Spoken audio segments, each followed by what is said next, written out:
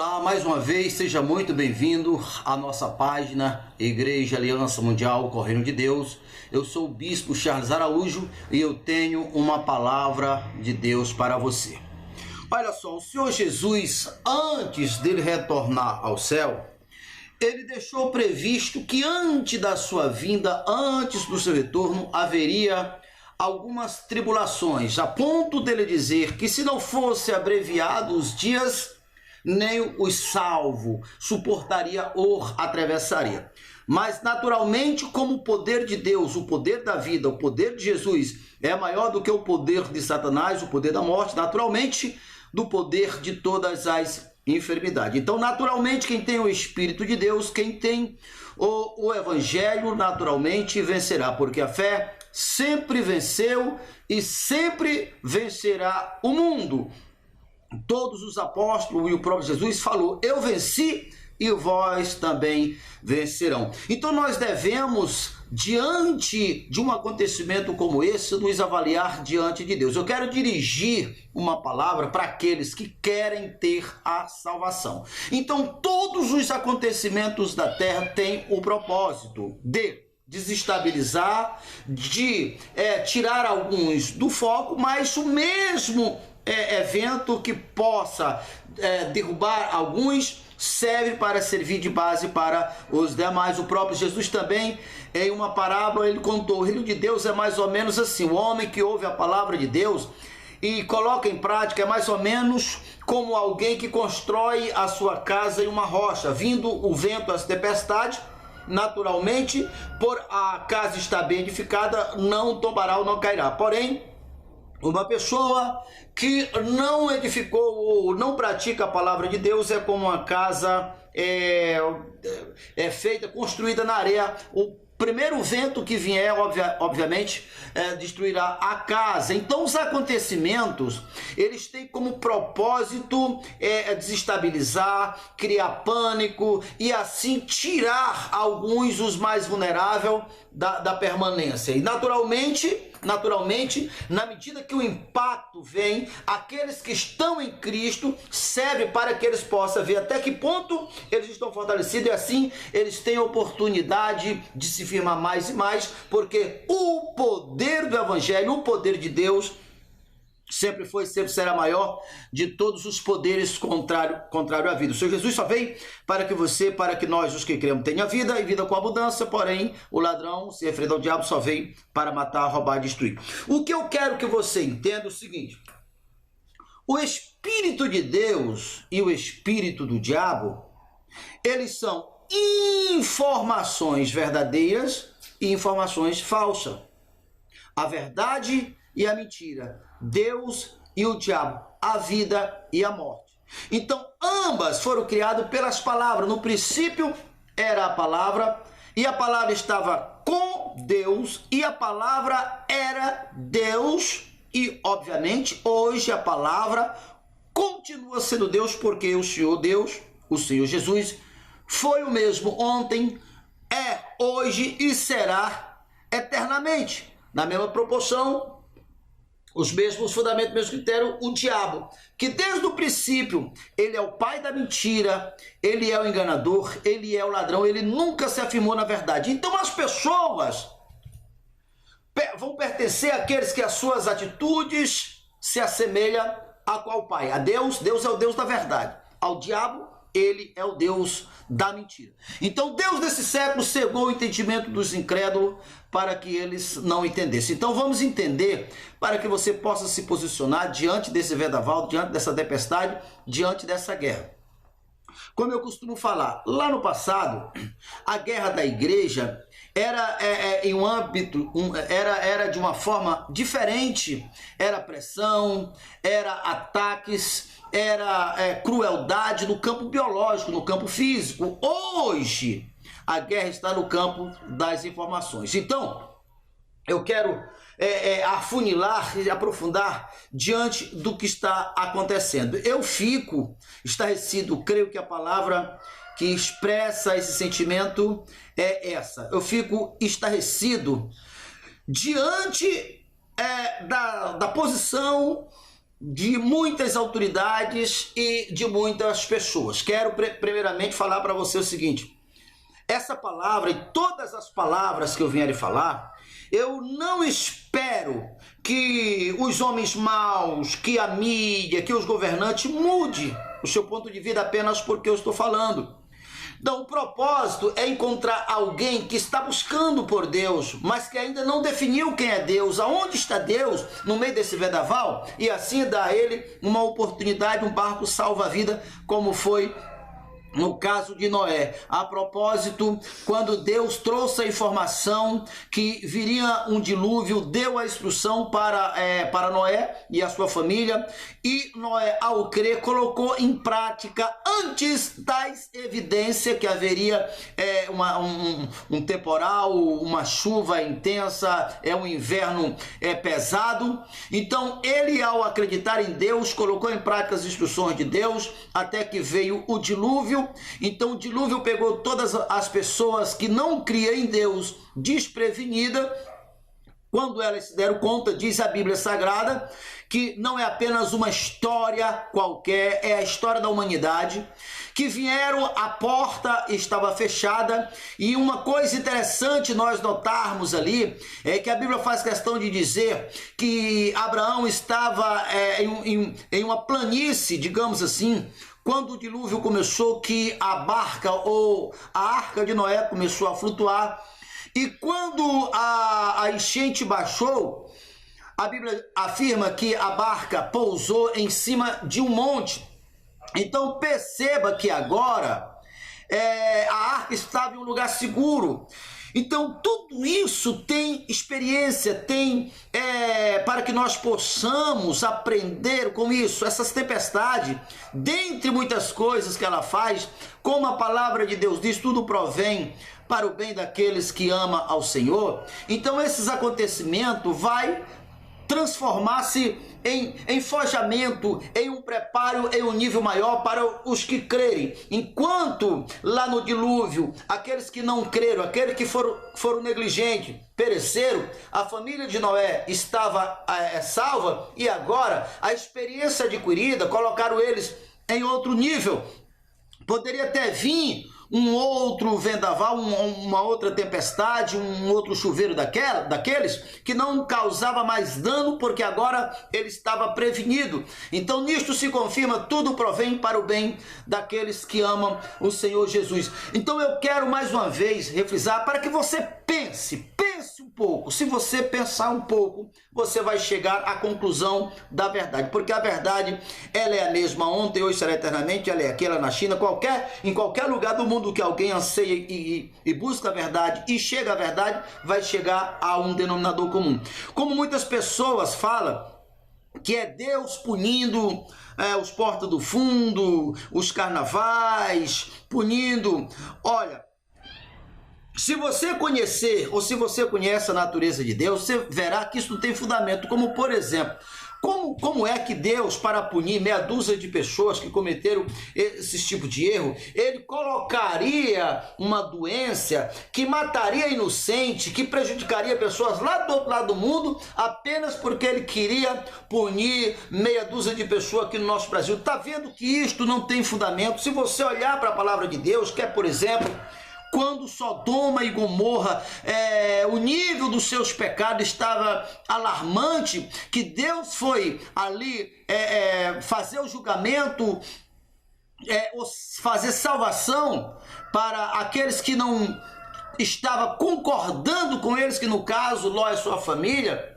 Deus disse ali para Abraão, uma vez que Abraão disse: mas Senhor, se tiver 50, e depois ele foi diminuindo até chegar, Deus disse: se tiver 2 justos, eu salvo os 2 justos, porque Deus não pode cometer injustiça. Deus, a natureza de Deus é perfeita. Então Deus não ia com o propósito de punir meia dúzia, castigar o mundo inteiro, porque quem conhece a natureza de Deus saberá que Deus não precisa castigar uma pessoa que por si só, o erro que eles cometeram, o pecado, por si só já serve de punição. Jesus disse: eu não vim condenar o mundo, eu vim salvar o mundo. Mas a condenação se dá Porque muitos conhecem a verdade, mas preferem a mentira. Conhece a luz, mas prefere as trevas. Então, essa atitude, esse caminho escolhido por ele, o resultado é dor, sofrimento e morte. Então, Jesus, ele veio para salvar. Então, como eu falei, eu fiquei estarrecido diante de algumas coisas. Primeiramente, já teve várias epidemias no nosso mundo e no nosso país. E nenhuma dessas se viu as autoridades agir como estão agindo agora. Não me pergunte por quê, que eu não sei lhe responder. Mas o fato epidemias que mataram, que era muito mais agressiva do que essa atual. E a postura e a posição de muitos ou das autoridades foram diferentes. O ponto que eu considero estarrecedor: essas medidas tomadas agora pelas autoridades, segundo todos dizem que é para prevenir, que é para evitar morte, que é para evitar contaminação. Repito, diante de uma doença, de um vírus que a letalidade é infinitamente menor do que outras anteriores, o nível de contaminação também menor, mas a atitude, a intensidade do que está sendo feito é desproporcional. Como eu falei em uma mensagem anterior, a temperatura em excesso mata e o frio em excesso também mata. Então, da forma que está agindo, dizendo que é para evitar, vamos pensar, pense um pouquinho. Então, tudo o que está fazendo é para evitar dores, sofrimentos, é para evitar que vida seja destruída, correto? Agora me explica, diante do que estão fazendo, que eu comparo assim, imagine o nosso país, que infelizmente tem muitas pessoas que andam na contramão, pessoas que praticam mal, é o que se chama marginais, bandidos. Então vamos imaginar se a ação das autoridades fosse: vamos prender todas as pessoas de bens nas suas casas para que eles não se tornem vítima. De fato, poderia até dificultar um pouco, mas o fato de quem sustenta o país, seus cidadãos de bens, quem mantém o mundo ativo, vivo, é os cidadãos de bens, ao prender, ao paralisar os cidadãos de bens, naturalmente, o resultado, as consequências disto, seria infinitamente mais pior, mais grave, mais intensa do que se trabalhasse como é o que eles trabalham para prender os bandidos. É a mesma coisa que está fazendo. Vamos lá. É comprovado, muitas autoridades sobre o assunto falam a mesma coisa, mas parece que essa autoridade está tomada por um espírito, uma ideia que eu não compreendo. Fala que a letalidade é pouca e o grupo de risco é o grupo que já passou dos 60. Então, pense comigo, não seria racional, não seria a coisa certa isolar esse grupo que é aqueles que já produziram e que agora naturalmente vivem dos benefícios corretamente justos do governo. Porém, quem sustenta esse grupo é o grupo que está ativo agora. Então, ao paralisar o grupo que está ativo agora, o colapso é inevitável. Não é preciso ser um pensador para chegar a essa conclusão. É o que está acontecendo. O grupo que produz, estando paralisado, fora de trabalho, naturalmente as consequências matará muito mais do que o coronavírus, do que essa epidemia ou pandemia, como se chama. É só querer pensar. Então não tem sentido uma coisa dessa. Muito bem. Como eu falei anteriormente, o meu propósito não é mudar a mídia, o seu excesso. A informação é bem-vinda, é o excesso, calor mata, o frio mata. Sem informação, obviamente, a gente não teria como se posicionar corretamente, mas excesso de informação causa o outro extremo. Repito o que já falei em outros vídeos anteriores, a própria ciência admite que uma vez que o seu corpo, a sua mente entra em pânico por causa de um medo excessivo, todo o seu ser físico, imunológico paralisa. Então, se é assim no campo físico, no campo biológico, naturalmente é assim também no campo espiritual. A gente está paralisado, que essa é a tática do diabo. Por isso, se você for olhar na Bíblia, segundo os que já estudaram, eu nunca estudei para contar de fato, mas existe 365 versículos na Bíblia que diz: não temas, ou seja, um versículo para cada dia do ano. Não temas, que eu sou contigo. Se nós poderíamos olhar aqui ligeirinho, deixa eu ver aqui, o Isaías 41, cadê o danado do Isaías 41? Isaías 41 fala: não tema, ó pequeno rebanho, não temas que eu sou contigo. Deixa eu ver aqui. É o 41 a partir do verso 10. Assim está escrito: não temas, porque eu sou contigo. Não te assombre, porque eu sou teu Deus. Eu te fortaleço, eu te ajudo e te sustento com a minha mão fiel. Eis que envergonhado e confundido serão todos os que estão indignados contra ti, serão reduzidos a nada, os que contendem contigo perecerão. Aos que pelejam contra ti, buscá-lo-á, porém não lhe acharão, serão reduzidos a nada, a coisa nenhuma, a valor nenhum, porque eu sou o teu Deus, eu te tomo pela tua mão direita e te digo: não temas, que eu sou contigo. Então,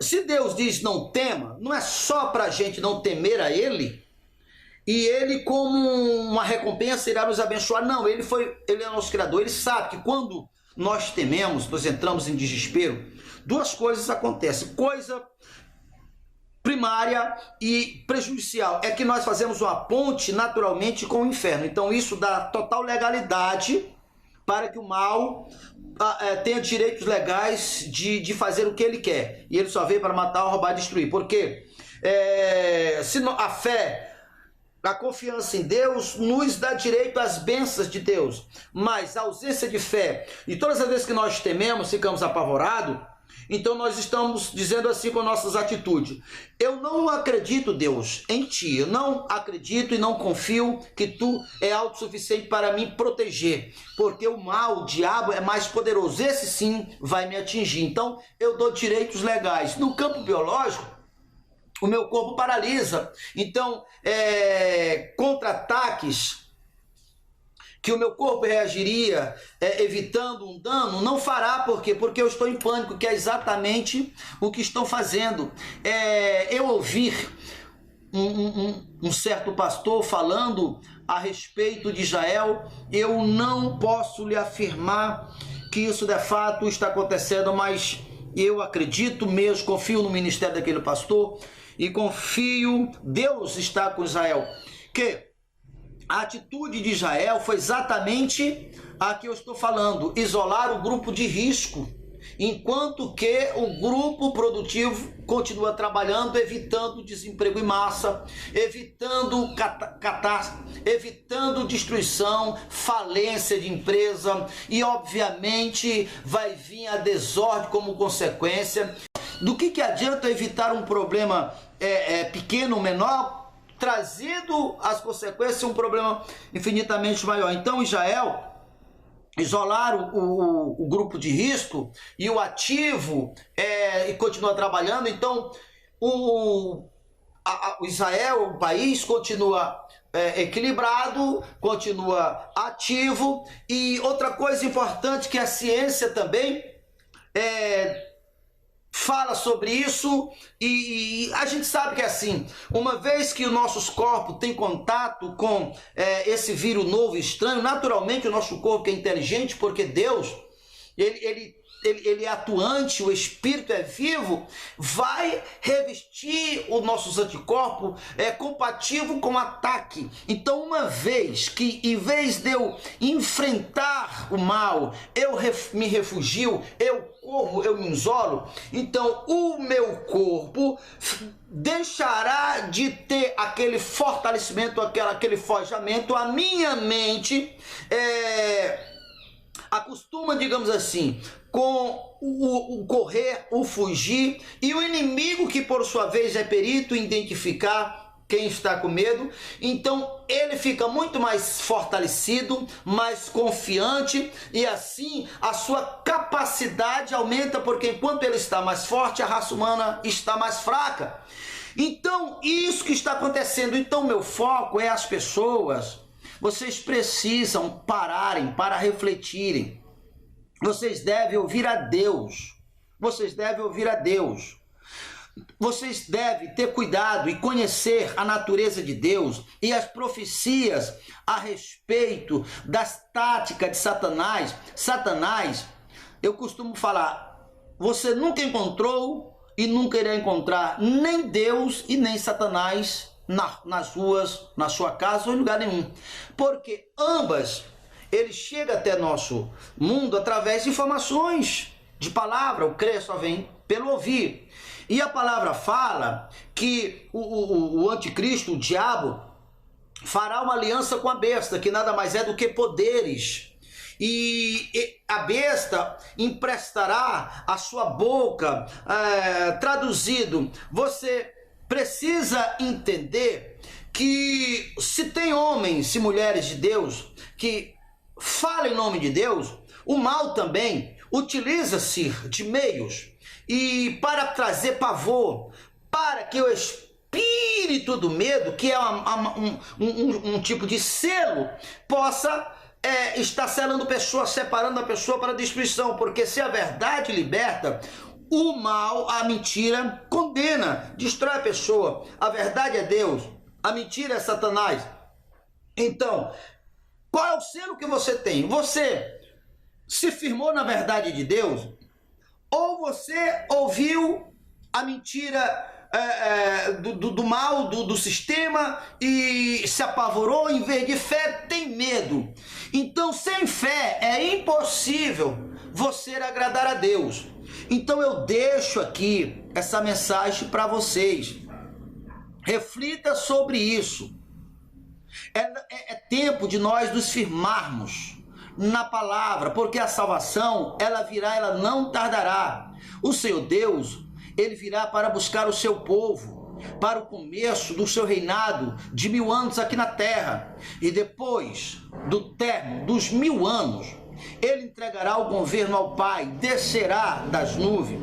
A cidade, a mais bela cidade que você jamais viu, como Paulo disse, aquilo que os olhos nunca viram e o que os ouvidos não ouviram, é o que está separado ou preparado para os que temem ao Senhor. Na mesma proporção, a dor e o sofrimento, nunca visto antes, nunca experimentado antes, não é por um dia, não é por um ano, não é por 10 anos, é por uma eternidade. A dor e o sofrimento, que o diabo sabe que é inevitável para ele, então ele quer arrastar o maior número de pessoas possível. Então agora, hoje, cada situação, cada acontecimento tem esse propósito de levar, de separar alguém, e o medo é uma forma de selo. Então não temas, que eu sou contigo, reduzido a nada será os que condenarem contra ti. Aquele que habita no esconderijo do Altíssimo, a sombra do Onipotente descansará. 1000 cairá a seu lado, 10.000 à sua esquerda, porém você não serás atingido. Não temerás espanto noturno, nem seta que voa meu dia, porque Deus deu ordem aos anjos desculpe, a teu respeito, para te guardar Deus designou anjos poderosos a serviço dos que herdam a salvação. Deixo essa mensagem para você.